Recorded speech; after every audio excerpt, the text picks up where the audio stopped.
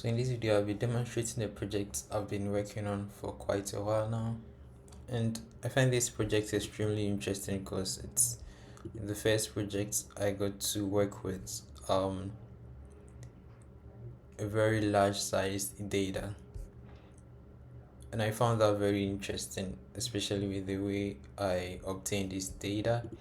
So um so I used Beautiful Soup to obtain this data from Cornell's website, from Cornell's public roster. So it's not illegal, it's allowed.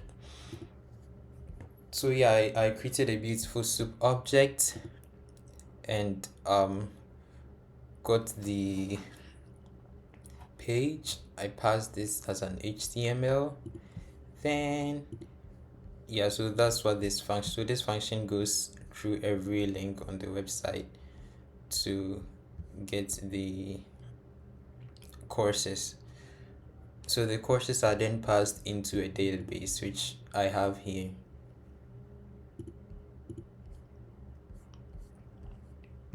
So there are over 13,500 classes in the database, and that's why I find this project so interesting, because the data is extremely large.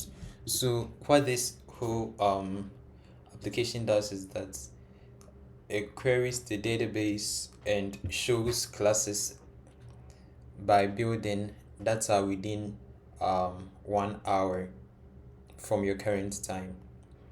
So this is very helpful because it lets you know which classes are currently being held in a building. And I got this idea because usually I would go to a class, like my afternoon classes, and I would have like 2 hours in between classes, and I would want to go to a building to study.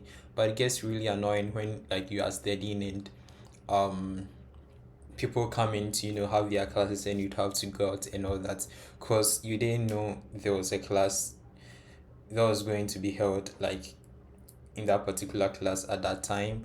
So what this application does is that, so when you go to the home page, you get the chance to choose a building, select a building from a list of buildings, and based on your current time, that's what this whole module does. You have the daytime module that handles the time logic, so everything about the time. So I have the get current time, which returns the current time, and you can see I've imported pytz, and what pytz does is that it makes the time what is the word, it makes it aware. So like if you just import we just use the daytime object, you use daytime.now without the pytz, and you don't set the time zone, it's going to be naive. So I'm hosting this app on Google Cloud. So without it, it's going to use the GMT, which is the standard time. So it's going to be naive. But when you specify the time zone here with the pytz module, it makes it fit, it makes it aware. So that's what we call aware time and naive time. So that's what the first function does. And get today gets the day of the week. Okay, and we have get diff. So from here we get into the time logic to calculate the difference in times.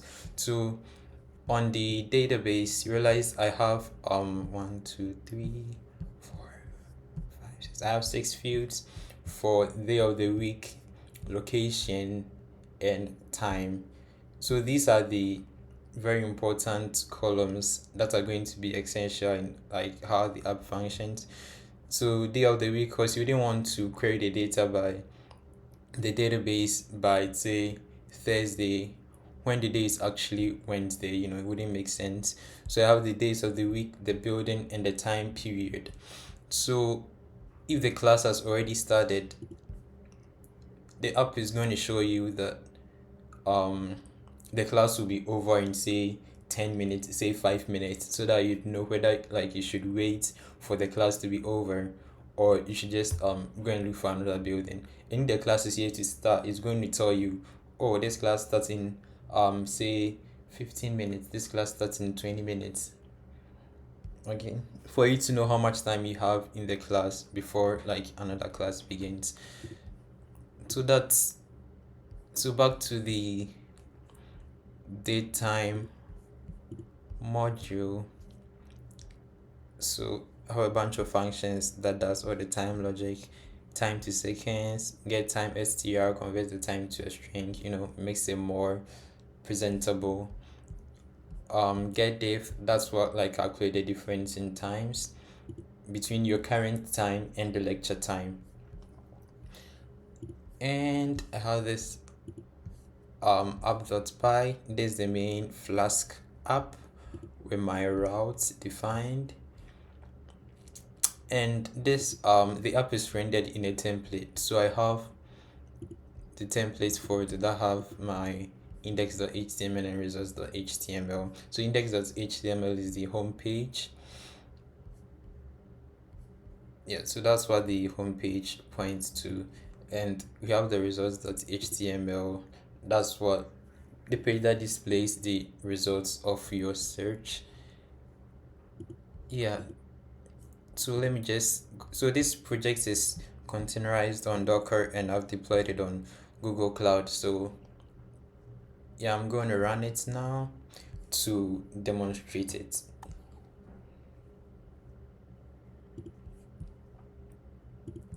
And I've opened the secure shell, so it's going to take a while before it finishes loading.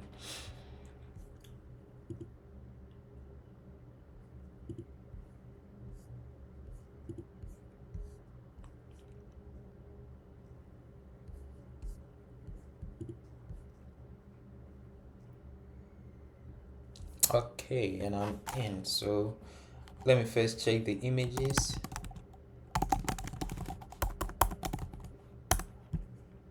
Okay, so this is the current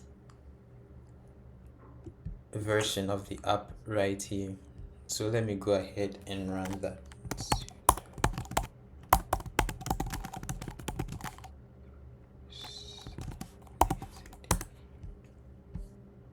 Okay, so the app is running now.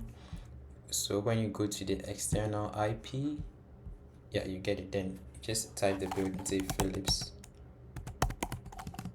Hall. Yeah, so you get something like this. And what I forgot to say was that I've integrated the Gmail API to send all this data into my email, so that even if I close this site, I'll be able to access like all this in my email, for convenience. So let me go to my email real quick, and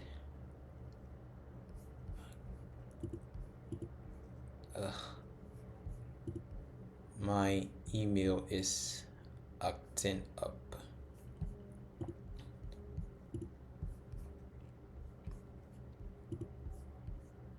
Yeah, so let me just first demonstrate this one first. So these are the classes and the status. So this one ends in 2 minutes. So as you can see, my current time is 12:03 and the class ends in 12:05. So that's why I say this class ends in 2 minutes. And when you look at this one, intro to computing, a design development perspective, it says it starts in 17 minutes because so the location is also there. So the time period, like the lecture starts at 12:20, and as you can see, my current time is 12:04. So the time I got this result, it was around 12:03, and indeed the class is supposed to start in 17 minutes. And this project is very useful because it prevents like clashes, especially when you go to a class and you have to go through the inconvenience of having to go out, and having to go and look for another room and all that. So that's why I built this app, and this app has been extremely helpful since I built it. So yeah, for some, okay, yeah, so this is the email I was talking about. So when you search, you get the email. So let me demonstrate that one more time. So say Newman.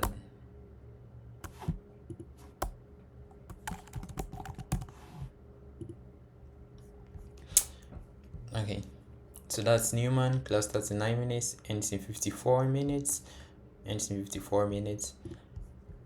So yeah, this is the email. So you get a copy of the exact page to your email so that you can close this, just access everything from the email. So yeah, that's basically the app idea, and I really enjoyed working on this app because I had fun working with this extremely large SQL Alchemy database, and it was really interesting. So yeah,